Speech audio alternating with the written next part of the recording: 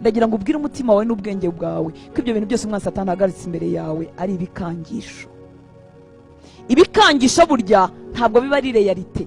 Ni ikintu umuntu afata akagisiga irindi rangi akakibyibushya akacyambika imbaraga kikagenda kikadutera ubwoba.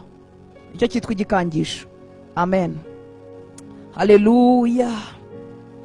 Pawulo arimo asubiramo iyi nkuru mu byakozwe no 26:14 yabivuze mu magambo atangaje. Yaravuze ngo twese twikubita hasi. Bari barimo kumubaza iby'uwo mwami Yesu asigaye avuga, bamubaza impamvu abivuga, arimo yisobanura bamubwira tega nanjye singewe naragendaga mfite gahunda ngiye gufata bizera b'i Damasiko mpura n'umucyo mu nzira urangota. None uko bisobanura ku murongo wa 14 aravuga ngo twese twikubita hasi, numva ijwi rimbwira mu Ruheburayo riti Sawuli Sawuli undenganiriza iki? Iryo jwi Sawuli yongeyeho aravuga ngo ryamubwiye ngo biragukomere gutera imigeri ku mihunda. Niko Bibiliya yera niryo jambo yakoresheje. Ni nkaho byabwiye Sawuli ngo biragukomereye kurwanya ikintu gikomeye kikurusha imbaraga. Oh haleluya. Bibiliya ijambo ry'Imana ryakoresheje umugani w'ikinyarwanda. Bageze ku gutera imigeri ku mihunda bavuze ngo nta nduru irwana n'ingoma. Induru irwana n'ingoma benshi turabanyamujyi ntabwo tuzi icyo bivuga. Induru irwana n'ingoma ni nkaho umuntu ufite amagambo gusa agiye kurwana n'umuntu ufite power, ufite pouvoir. Murumva aho byagera se? Ni nkaho umuntu uvuga gusa agiye kurwana n'umuntu ufite ingabo. Nicyo kigereranyo Yesu yahaye Pawulo. Yambwiye ati Pawulo uroroheje cyane, ubu bwamuri urimo urwanya, uyu mugabo urimo urwanya arakomeye cyane. Ni nko gutera umugeri ku mihunda ku kintu gisongoye.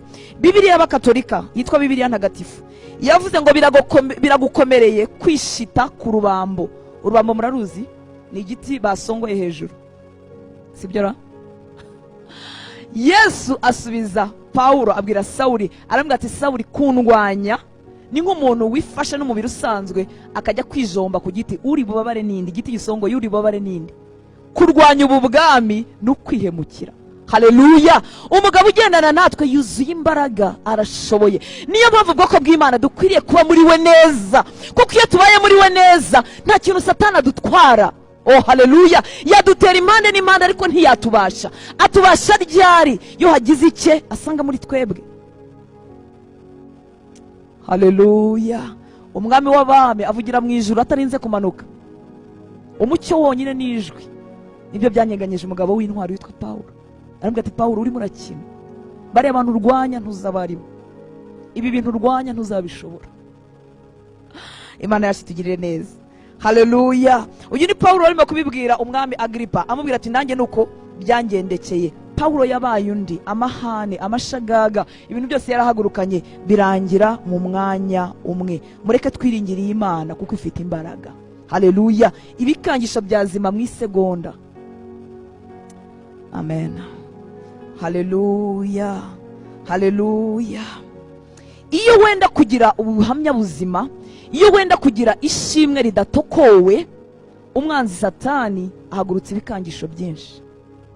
Ishimwe ridatokowe ni iki? Ubuhamya bwuzuye n'ubuki? Ni hahandi uca mu kigeragezo ntuzageraho ushyira ngo nageze aho ndacogora mbivamo. Ishimwe ridatokowe ni hahandi wihanganye kugeza igihe watabawe. Ishimwe ritokowe ni irihe? Ni handi wihanganye ukanyuzamo ukaguka bivamo, ukanyuzamo ugaca izindi nzira ukabivamo, ukazongera ukagaruka. Iyo rero umwana w'Imana yenda kugira iryo shimwe ridatokowe, yenda kugira ubuhamya buzima budafite ikizinga, budafite akandi kantu, umwanzi Satani ahaguruka gushyiraho ibikangisho byinshi mu nzira ye kugira ngo yihebe agire ubwoba. Imana yacu dutabare. Haleluya. Mu byakozwe n'intumwa igice cya 3 abigishwa bari bamaze, ntago turasoma ku cyakane ndimo nababwira inkuru gusa. Abigishwa ba Yesu bari bamaze gukiza wa muntu umugaye wicaraga ku irembo ry'urusengero ryitwa Ryiza. Hanyuma mu gice cya 4 barabafata. Ku murongo 29 na 31 haravuga ngo kandi none mwami Imana, reka tuzamuke gato dore ku 17 na 18 haravuga ngo ariko kugira ngo bitarushaho kwamamara mu bantu. Nukuvuga ngo abatsambyi bakuru, abayobozi b'isengero bamaze kumviza inkuru ko umuntu wamugaye yakize yabaye muzima, baravuga ati ibi bintu ntituri bubivemo. Aba bantu baramamara na Yesu bavuga ararushaho kwamamara. Haleluya. Barahaguruka bapanga ibikangisho ku murongo wa 17 ngo ariko kugira ngo bitarushaho kwamamara mu bantu tubakangishe batongera kugira umuntu wese babwira muri iryo zina. Iryo zina rirya Satani rikamubuza amahoro. haleluya. Yifuza kuzimya ishimwe ryawe kugira ngo udakomeza kuvuga muri iryo zina.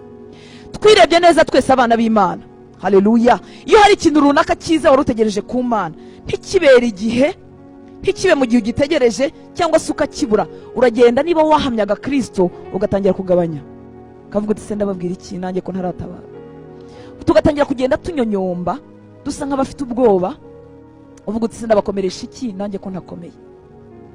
Nuvuga ngo Satani arwanya ishimwe ry'abana b'Imana, arwanya ubutabazi bwabo. Barimo baravuga, barimo barigira inama ngo mureke tubakangishe kugira ngo badakomeza kuvuga muri iri zina. Ngo barongera barahamagara ku murongo wa 18, barabategeka ngo bareke rwose kuvuga cyangwa kwigisha mu izina rya Yesu. Yo, Imana itugirira ubuntu, haleluya. Inkuru nziza aha ngaha nuko abigishwa bari bazi umuti w'ibikangisho, amen.